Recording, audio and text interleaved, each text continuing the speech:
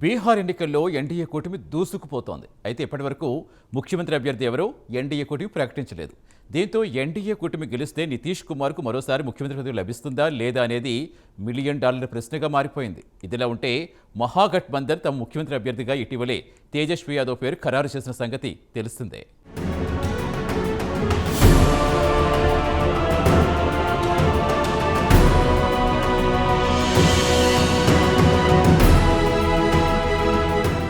బీహార్ ఎన్నికల వేళ ఎన్డీఏ కూటమిలో విచిత్ర పరిస్థితి నెలకొంది.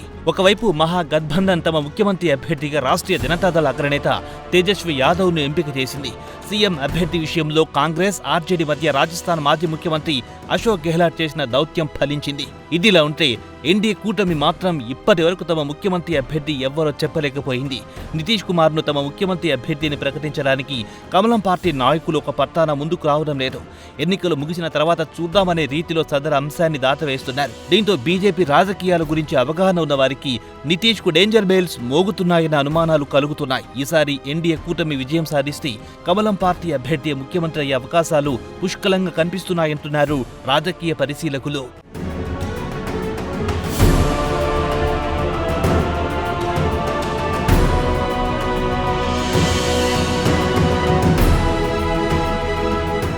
రెండు 2020 అసెంబ్లీ ఎన్నికల్లో బీజేపీకి 74 సీట్లు వస్తే జేడీయూకు 43 సీట్లు మాత్రమే వచ్చాయి. అయితే పొత్తు ధర్మానికి అనుగుణంగా నితీష్ కుమార్ కి ముఖ్యమంత్రి పదవి కట్టబెట్టింది బీజేపీ హైకమాండ్. అయితే అధిష్టాన నిర్ణయం బీహార్ బీజేపీ నాయకులకు మింగుడు పడలేదు. ఇదే విషయమై అనేకసార్లు బీజేపీ పెద్దల దగ్గర తమ ఆక్రోశాన్ని బీహార్ బీజేపీ నేతలు వ్యక్తం చేశారు. దీంతో ఈసారి బీజేపీ అధిష్టానం జాగ్రత్త పడుతోందన్న వార్తలు వస్తున్నాయి. ఈ నేపథ్యంలో ఎన్నికలకు ముందు ముఖ్యమంత్రి ఎవరన్న విషయమై కమిట్ కావడానికి బీజేపీ అగ్రనాయకత్వం సిద్ధంగా లేదు. ఎన్నికల తర్వాత వచ్చిన సీట్ల సంఖ్యను ఆధారం చేసుకుని ముఖ్యమంత్రి అభ్యర్థి పేరును ప్రకటించాలని బీజేపీ అగ్రనాయకత్వం భావిస్తున్నట్టు రాజకీయ వర్గాల సమాచారం.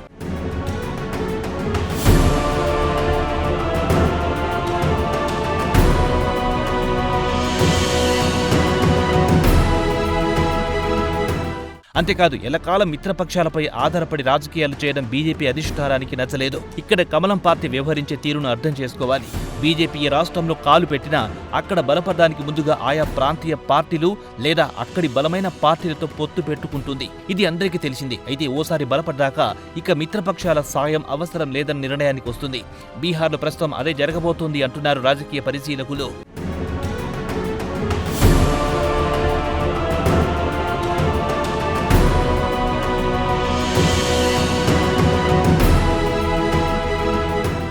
ఈసారి బీజేపీ, జేడీయూ చేరి 101 సీట్లలో పోటీ చేస్తున్న సంగతి తెలిసింది. అయితే క్షేత్రస్థాయిలో భారతీయ జనతా పార్టీ బలంగా ఉంది. కొంతకాలంగా బీహార్లో బీజేపీ తన బలాన్ని పెంచుకుంటోంది.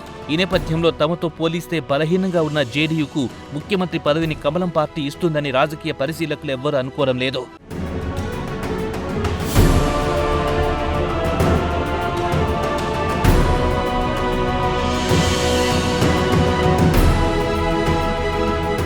నితీష్ కుమార్ది సుదీర్ఘ రాజకీయ ప్రస్థానంలో నితీష్ కుమార్ చాలా కాలం పాటు బీజేపీకి దూరంగా ఉన్నారు. అయితే బీహార్లో రాష్ట్రీయ జనతాదళ్ను దెబ్బతీయడానికి ఒక దశలో కమలం పార్టీతో చేతులు కలిపారు. 2014 లోక్సభ ఎన్నికల సమయంలో నరేంద్ర మోదీని ఎన్డీఏ కూటమి తరపున ప్రధాని అభ్యర్థిగా ప్రకటించడాన్ని నితీష్ కుమార్ వ్యతిరేకించారు. అంతటితో ఆగలేదు. ఎన్డీఏ కూటమి నుంచి నితీష్ బయటికెళ్లారు.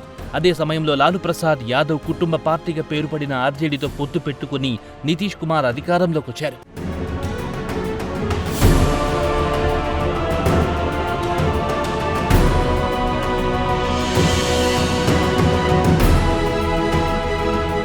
కాగా నరేంద్ర మోదీ ప్రధాని అయిన తర్వాత నితీష్ మళ్లీ ఎన్డీఏ కూటమిలో చేరారు. ప్రస్తుతం బీజేపీ, జేడీయూ సంకీర్ణ ప్రభుత్వానికి నితీష్ కుమార్ ముఖ్యమంత్రిగా ఉన్నారు. దీంతో పార్టీలు మారడంలో ఘనాపార్టీగా జాతీయ రాజకీయాల్లో నితీష్ పేరు తెచ్చుకున్నారు. అందుకని నితీష్ కుమార్ను ఏ రాజకీయ పార్టీ అంత త్వరగా నమ్మరు.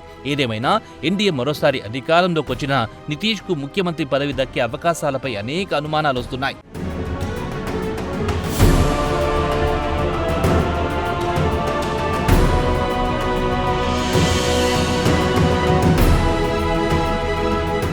ఇదిలా ఉంటే మరోసారి ముఖ్యమంత్రి పదవి తనదే అంటున్నారు నితీష్ కుమార్.